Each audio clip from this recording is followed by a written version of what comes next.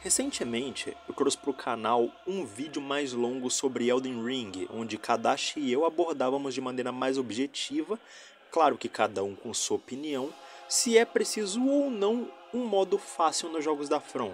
Além da dificuldade desses jogos, o que mais me fascina sem dúvida são os chefes, e de como eles se tornam figuras centrais para a história desses jogos, tornando o combate contra eles o ponto alto da narrativa. Algo que eu, como aspirante a mangaka, sou absurdamente fã se tratando dos jogos da From, até porque eu conheço muito bem o material de inspiração do Miyazaki. Levando isso em consideração, todo mundo tem um tipo de chefe do qual gosta mais, sejam os humanoides, as bestas, os dragões. E o meu tipo favorito de chefe são aqueles especialmente grotescos cujas aparências são um reflexo da sua história perturbadora ou de uma consequência complexa. Chefes assim causam fascínio e estranheza, além de suas lutas carregarem um peso a mais, talvez nojo, angústia ou simplesmente incômodo.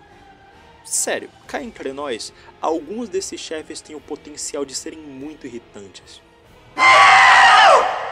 E é por isso que hoje, nesse canal, eu trago para vocês o meu top 5 dos chefes mais grotescos dos Souls. Antes da gente começar, eu queria fazer uma menção honrosa ao chefe Adjudicator do Demon's Souls. O Adjudicator é um chefe que demonstrou potencial absurdo para estar nessa lista, mas infelizmente, como eu não joguei o game e as informações sobre Demon's Souls são extremamente escassas, sobretudo na internet brasileira, fica aqui a menção. E é por isso que, abrindo a nossa lista, vamos começar por ele. Em quinto lugar, Rykard, o Lorde Blasfemo. Em Elden Ring nós temos vários tipos de chefes carismáticos e o Ricardão é um exemplo especial deles. Rykard é um semideus, filho de Renala e Radagon, irmão de Ranni e Radahn. Ele era um antigo inquisidor, mas que acabou por contemplar a ordem dos não conformistas e eventualmente Rykard se deixou ser devorado pela representação física de um deus em forma de serpente. Mas, por ser um semideus, não foi completamente absorvido, tornando-se então uma grande serpente deformada e enrolada de modo a alinhar os seus braços e pernas na altura correta, com o rosto de Rykard se projetando do pescoço da serpente como se fosse uma protuberância. Na segunda fase da luta, Rykard, finalmente acordando, retira de seu interior uma espada com uma massa de corpos vivos e emaranhados por todo o fio da lâmina. Percebemos então que esses corpos entrelaçados e fundidos uns nos outros compõem também o novo corpo de Rykard / serpente, e todos vivem juntos como uma família. Isso tudo acontece porque Rykard recebia da mansão vulcânica maculados poderosos para receberem uma audiência com ele. Então ele, utilizando-se da serpente, os devorava e ficava cada vez maior e mais forte. A serpente em Elden Ring é a representação da gula com uma fome insaciável, despertando em quem se junta ao Rei Serpente como família o desejo de devorar o mundo e os deuses, todos juntos. Em quarto lugar, Gaping Dragon. Esse chefe é um clássico, se tratando de chefes grotescos. Portanto, é impossível que ele não seja citado numa lista como essa. O Gaping Dragon, que no remaster de Dark Souls foi porcamente traduzido como Dragão Abocanhante, mas que eu prefiro chamar de Jacarezinho Bocudo, é um sobrevivente da Guerra dos Dragões, que despertou uma fome insaciável por almas poderosas. Esse aqui é mais um exemplo de como a gula é capaz de deformar alguém completamente, e de tal forma que o seu corpo inteiro vira uma grande boca cheia de dentes. A maneira como ele escala a arena ao seu encontro e na sequência se contorce e estremece de um jeito bizarro, aliado à trilha sonora memorável dessa luta, torna ela uma das melhores introduções de Dark Souls. E ele ainda é capaz de vomitar uma massa negra e com certeza fétida, que deteriora os seus equipamentos.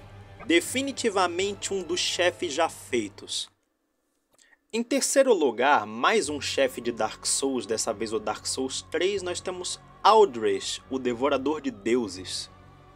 E agora eu definitivamente posso pedir música no Fantástico, ou finalizar esse vídeo com uma mensagem contra a obesidade, porque Aldrich era um clérigo talentoso, mas que, adivinha, despertou uma fome insaciável, dessa vez por carne humana, e comeu tanto, mas tanto, que acabou inflando e se desfazendo numa massa viva de órgãos, sangue e excremento. Por conta de seu enorme poder, ele foi submetido à primeira chama e foi tornado um Lorde das Cinzas à força. Depois que o príncipe jovem Lothric foi convencido a não acender a chama e, por consequência, se recusou a fazê-lo, Aldrich foi um dos ressuscitados, porém, ele também se recusou e, eventualmente, acabou fazendo parte dos planos de um certo pontífice por aí, que eu não vou entrar em detalhes, mas ele acabou recebendo de presente um deus que estava muito doente na Catedral de Anor Londo. Esse deus era nada mais nada menos que o Gwyndolin, que não conseguiu resistir e foi parcialmente devorado. Quando você chega na arena, o que você vê é o corpo de Gwyndolin sendo reanimado para que Aldrich possa se defender de você.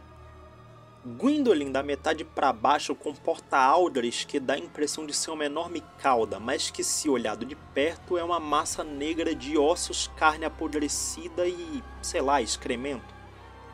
Enfim, a coisa é muito feia. A arena toda tá cheia de um líquido viscoso que parece ser excremento mesmo. E também tem esqueletos inteiros, o que mostra que ele foi alimentado também com seres humanos, antes ou durante o consumo de Gwyndolin. E graças a isso, Aldrich finalmente se tornou o Devorador de Deuses. E Anor Londo nunca mais foi a mesma. E você achou que eu não ia falar de Bloodborne aqui? Pois então, em segundo lugar, nós temos o The One Reborn.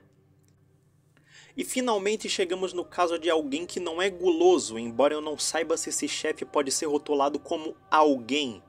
Em Bloodborne, ao progredir na jornada principal, chegamos a um cenário chamado Yahar'gul, a Vila Invisível, que pode ser acessada mais cedo no game ao sermos sequestrados pelo Homem do Saco. Porém, quando você chega lá, à primeira vista ela não parece ser tão sobrenatural como realmente é. Eventualmente você nota que estão presos nas salas alguns inimigos comuns, inclusive um NPC, o que de início pode não parecer grande coisa, mas cartas espalhadas pelo chão denunciam um ritual perverso acontecendo nesse lugar. Quando chegamos na arena do chefe em questão, já mais tarde no game com o cenário todo alterado, vemos diversas mulheres encapuzadas tocando sinos em direção à lua. Ao olharmos para cima, a lua começa a ser coberta por uma escuridão misteriosa, de onde podem ser vistas estrelas. E então, fluidos corporais e corpos começam a escorrer dessa espécie de portal, e um amontoado de cadáveres fétidos e repulsivos fundidos em um só, caem para o chão com grande peso, levantando poeira do solo. Este então é um dos eminentes apresentados, o Renascido, ou The One Reborn. Percebemos então que as pessoas sequestradas foram utilizadas de alguma forma para dar um corpo a um eminente, fazendo com que ele renasça, ora bolas.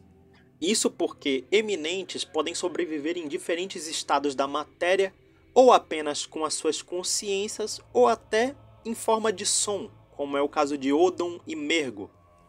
Sim, quando você enfrenta aquele chefe chamado Ama de Leite, o bebê que fica chorando é esse eminente Mergo.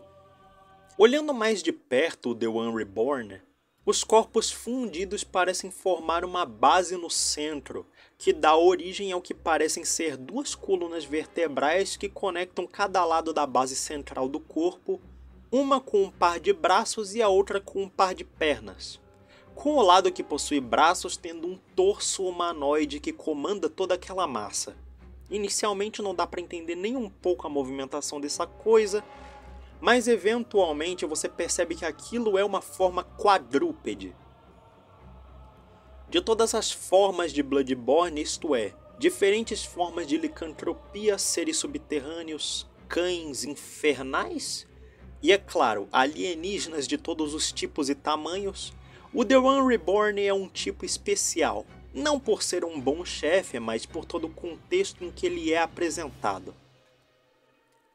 E finalmente chegamos no primeiro lugar dessa lista, e ele é nada mais nada menos que Órfão de Kos.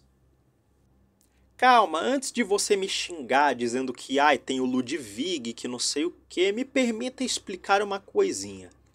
No início de Byrgenwerth como uma instituição, enquanto o mestre Willem buscava se aprofundar no mistério dos eminentes adormecidos e do sangue antigo, numa antiga vila de pescadores, Kos, uma eminente que vivia no mar, foi trazida à costa pelas ondas do mar. Maravilhados pelo misticismo daquele ser, os pescadores passaram a venerar Kos, e em seu ventre havia uma criança, porém, como é de praxe, todos os eminentes perdem suas crianças, e eventualmente querem elas de volta. Porém, uma criança não era a única coisa que Kos carregava, pois, ao entrar em contato com a costa, o seu interior fervilhou com uma quantidade enorme de pequenos parasitas desconhecidos pelo homem. Quando esses parasitas entraram em contato com a população do lugar, eles se tornaram aqueles homens-peixe que vemos no Pesadelo, terrivelmente desfigurados e mentalmente insanos, desejando proteger o corpo de Kos a todo custo e ao mesmo tempo venerá-la. Byrgenwerth imediatamente soube do cadáver de Kos e ordenou que os seus estudantes e os caçadores German e Maria se organizassem e fossem averiguar a situação do local. Ao chegar lá, obviamente encontraram hostilidade. Então, eles foram obrigados a massacrar os pescadores, e alguns inclusive foram usados de cobaias em experimentos macabros, o que é denunciado por um crânio lobotomizado que encontramos por lá, o item Criação Amaldiçoada. E tudo isso somente para levar embora o cadáver junto com o filho de Kos. Por conta disso, os sobreviventes que restaram amaldiçoaram Byrgenwerth e suas gerações, e Kos, em estado de consciência, ouviu essa súplica. Isso porque um eminente pode morrer por sua forma corpórea, mas eles continuam vivos apenas com suas consciências, e ainda carregam consigo muito poder mesmo nesse estado. Poder suficiente para inclusive criar planos astrais que podemos acessar com nossos corpos físicos. O chamado Sonho do Caçador, o Pesadelo de Mensis e o Pesadelo do Caçador. A consciência viva de Kos criou o Pesadelo do Caçador de modo a penalizar os participantes do massacre na vila de pesca, prendendo-os no pesadelo, ou seja, todos os que você encontra lá participaram do massacre, sendo assombrados pelas consequências de seus atos, como é o caso de Maria e as falhas vivas. E no fim do pesadelo, finalmente, depois de passar por todos os desafios e desvendar o segredo, você finalmente encontra o órfão, o seu desafio final, manifestado fisicamente pela consciência de sua mãe no exato momento em que ele nasce de seu ventre. Um humanoide, alto e esguio, com a aparência de um idoso esquelético. A sua pele é pálida, de aparência flácida e sem pelos. Seus pés e mãos possuem guelras de peixe vestigiais e ele carrega consigo a placenta de sua mãe que usa como arma. Inicialmente ele chora como toda criança faz, mas seu choro se transforma em gritos de ódio e ele se torna inacreditavelmente violento, assim que nota a presença do jogador. Na segunda fase ele assume a postura quadrúpede e dobra de tamanho, ficando ainda mais agressivo, o que me leva a crer que sua evolução tinha potencial de se tornar ainda mais grotesca. A maneira como ele luta, a sua apresentação, todo o contexto por trás da vila de pesca e ainda por cima aquele grito bizarro, que conforme você se acostuma com a luta mais irrita do que te assusta, torna o Órfão de Kos pra mim o chefe mais bizarro já criado. Ufa!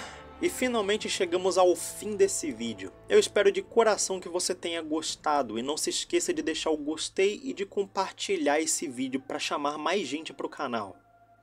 Só um adendo, no vídeo anterior o Kadashi me ajudou muito com a edição, então eu tentei trazer o máximo de elementos daquela edição e aplicar na minha identidade. Então eu queria um feedback de vocês quanto a isso. O canal já está com 72 inscritos e eu agradeço imensamente ao apoio de vocês, portanto, nada mais justo do que me empenhar para aumentar a qualidade disso aqui. Em breve eu vou trazer mais novidades, sejam de novos vídeos ou do mangá propriamente dizendo. Até lá, eu espero que vocês todos fiquem com Deus e até a próxima.